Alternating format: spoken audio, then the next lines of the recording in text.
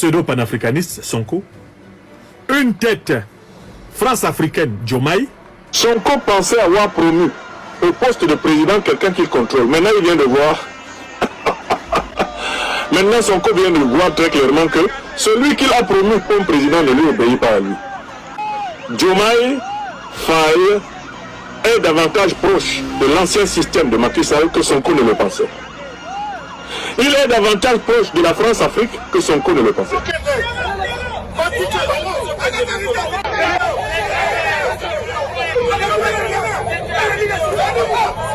C'est triste, hein? Peuple sénégalais, vous pensez vraiment que ce monsieur-là est sérieusement président?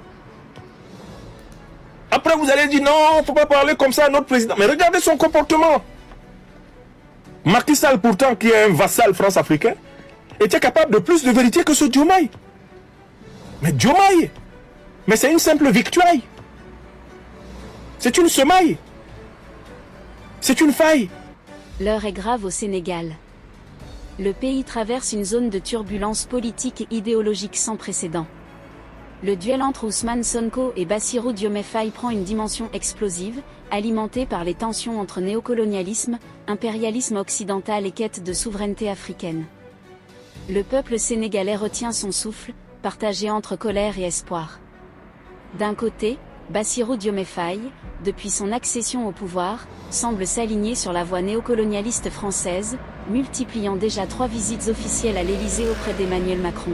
De l'autre, Ousmane Sonko se dresse comme un rempart, refusant catégoriquement de poser le pied en France, affichant clairement son choix, celui de la souveraineté nationale et du panafricanisme. Ce clivage profond crée un climat sociopolitique tendu, presque insoutenable. Deux camps s'affrontent, celui qui défend l'indépendance réelle du Sénégal, porté par Sonko, et celui qui perpétue les liens de dépendance avec l'ancienne puissance coloniale, incarnée par Diomaye Faye. L'avenir du pays se joue désormais sur cette ligne de fracture historique entre émancipation et soumission. Bonjour. Ousmane Sonko refuse de se rendre en France. Et franchement, en tant que Français, je le comprends. Mais s'agit-il d'une rupture entre Ousmane Sonko et Bassirou Diomaye Faye? En effet, mes amis, hier même, Ousmane Sonko a annoncé qu'il annulait son déplacement officiel en France, officiellement à cause de problèmes d'agenda. Ça n'a pas l'air très vrai cette histoire. Et oui, parce qu'il y a plusieurs personnes qui sont allées vérifier. Alors oui, Ousmane Sonko, il a 2 voyages. Il en a un premier aux Émirats Arabes Unis et ensuite en Italie.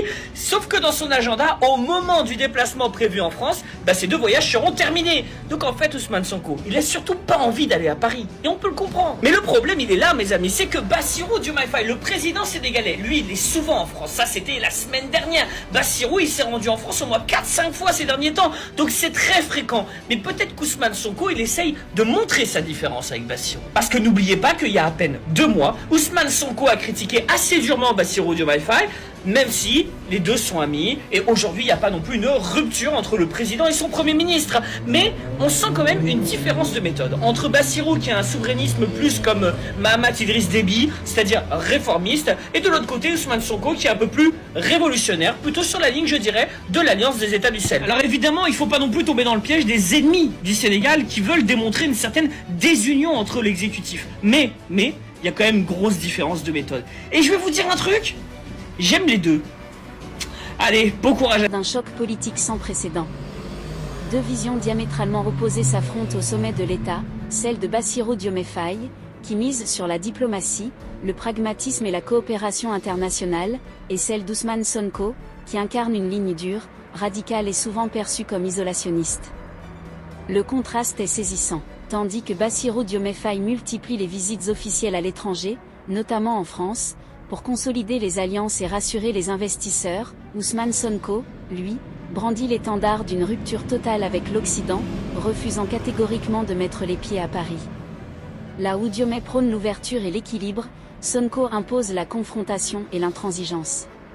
Cette fracture idéologique plonge le peuple sénégalais dans une colère grandissante. Beaucoup dénoncent l'isolement que pourrait provoquer la politique de Sonko, qui risque de fragiliser l'économie nationale. D'autres, au contraire, critiquent les allers-retours répétés de Diomaye Faye en France, interprétés comme une soumission aux schémas néocoloniaux. Résultat, la nation entière est suspendue entre 2 pôles antagonistes, tiraillés entre espoir et désillusion. Les observateurs politiques, à l'instar du professeur Franklin Nyamsi, redoutent un embrasement. Car au-delà d'un simple désaccord politique, c'est l'avenir même du Sénégal qui se joue. Sonko pensait avoir promu au poste de président quelqu'un qu'il contrôle. Maintenant, il vient de voir. Maintenant, Sonko vient de voir très clairement que celui qu'il a promu comme président ne lui obéit pas à lui. Diomaye Faye est davantage proche de l'ancien système de Macky Sall que Sonko ne le pensait. Il est davantage proche de la France-Afrique que Sonko ne le pensait. La preuve, quand il a pris le pouvoir, il est allé faire acte d'allégeance auprès des plus grands représentants du néocolonialisme français en Afrique de l'Ouest. Et le plus grand de tous, c'est Ouattara. Diomaye est allé en Côte d'Ivoire et il a prononcé des éloges à Ouattara, qui est pourtant un ennemi de la démocratie, un ennemi du pluralisme, un ennemi de la bonne gouvernance. Le jour où Diomaye est allé le faire, j'ai su que le Sénégal allait connaître une crise à la direction de cette terre. Une crise féroce. Deuxième élément de la crise. À peine arrivé au pouvoir, on s'est rendu compte que certains ministres du gouvernement n'obéissaient pas au Premier ministre Ousmane Sonko. Et on le sait par des déclarations publiques du Premier ministre Ousmane Sonko. Ces propos ciblaient le ministre de la Défense, qui est un officier issu de la tradition france-africaine, qui est sorti de la cause du néocolonialisme français à l'ONU, le général Biram Diop. Sonko peut parler ici, ça sort de l'autre côté. Il n'écoute pas. Ousmane Sonko s'est plaint du ministre de la Justice en disant que celui-ci ne lui obéissait pas, faisait de la désobéissance dans le gouvernement. Mais à qui obéit-il? Au Sénégal, le maître pendant longtemps, c'est le néocolon français et ses exécutants. Donc le ministre de la Justice, même catégorie que le ministre de la Défense. Troisième ministre dont Sonko s'est plaint, le ministre de l'Intérieur. Sonko dit non, ces gens-là, ils ne m'obéissent pas. Mais à qui obéissent-ils? Mais ce sont des ministres régaliens. Quatrième personnage dont Sonko s'est plaint implicitement, le ministre des Affaires étrangères. Ça fait quand même les 4 ministres régaliens du Sénégal qui ont été pris en flagrant délit de désobéissance au Premier ministre. Ministre de la Défense, ministre des Affaires étrangères, ministre de la Justice, ministre de l'Intérieur. Ça, on le doit aux révélations de Sonko lui-même. Il y a des ministres qui n'exécutent pas les ordres. Et il faut, disait déjà Sonko, que le président Bassirou Diomaye Faye les oblige à exécuter les ordres. Ça, c'est le deuxième moment où j'ai su que cette alliance-là, eh bien, était menacée. Cette situation montre une gouvernance tournée vers l'ouverture et la coopération ou une rupture brutale, qui pourrait plonger le pays dans une instabilité aux conséquences imprévisibles. Jamais le Sénégal n'avait été aussi proche d'une ligne de fracture historique. Entre modernisation et isolement, entre pragmatisme et radicalisme, le peuple, déjà meurtri par la cherté de la vie et les inégalités sociales, risque d'exploser de colère face à cette dualité insoutenable.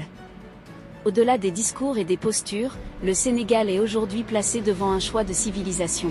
Faut-il maintenir les liens historiques, même déséquilibrés, qui rassurent les investisseurs mais prolongent la dépendance, ou oser une rupture radicale, porteuse de souveraineté mais aussi de risques économiques et diplomatiques majeurs? Ce dilemme n'est plus seulement politique, il touche à l'identité profonde de la nation, à sa capacité de se projeter dans l'avenir sans trahir l'héritage des luttes passées. L'heure n'est plus aux demi-mesures. La jeunesse, fer de lance des contestations, réclame une alternative crédible, une gouvernance capable de concilier indépendance et prospérité. Mais si cette fracture continue de s'élargir, c'est toute la stabilité du pays qui pourrait vaciller. Car le danger n'est pas seulement dans le choix de l'un ou de l'autre camp, mais dans l'incapacité de bâtir une vision commune qui transcende les égos et serve réellement le peuple. Le Sénégal est donc à la croisée des chemins, entre l'espoir d'une véritable émancipation et la crainte d'un chaos politique irréversible. Le compte à rebours est lancé, et chaque décision pèsera lourd dans le destin de la nation. Face à cette fracture historique, le Sénégal ne peut se contenter d'une confrontation stérile entre rupture et soumission. Des solutions existent pour sortir de l'impasse, un dialogue national inclusif, rassembler toutes les forces vives, pouvoir, opposition, société civile, diaspora, intellectuels, religieux, jeunesse, autour d'une table pour définir une feuille de route commune qui transcende les égos et les clivages. Une diplomatie équilibrée, réinventer les relations avec la France et l'Occident sans les rompre brutalement, mais en imposant de nouveaux rapports basés sur le respect mutuel et la réciprocité. Un panafricanisme pragmatique, renforcer les alliances régionales, CEDEAO, Union africaine, Alliance des États du Sahel, afin de substituer progressivement l'aide extérieure par une coopération sud-sud plus équitable. Des réformes économiques profondes, miser sur l'autosuffisance alimentaire, l'industrialisation locale et la valorisation des ressources naturelles pour réduire la dépendance aux capitaux étrangers. Une gouvernance éthique et transparente, lutter contre la corruption, réduire les inégalités sociales et redonner confiance à une jeunesse frustrée qui réclame dignité et perspective. Le véritable défi du Sénégal n'est pas de choisir entre Sonko ou Diomaye, entre Paris ou la rupture, mais de bâtir une voie sénégalaise authentique, souveraine et moderne, capable d'allier indépendance, stabilité et prospérité. C'est dans cette capacité de concilier fermeté et ouverture que se jouera l'avenir du pays. Si vous avez trouvé la vidéo intéressante, cliquez sur j'aime et partagez à vos amis. Mais n'oubliez pas de cliquer sur la cloche de notification pour ne pas rater mes prochaines vidéos.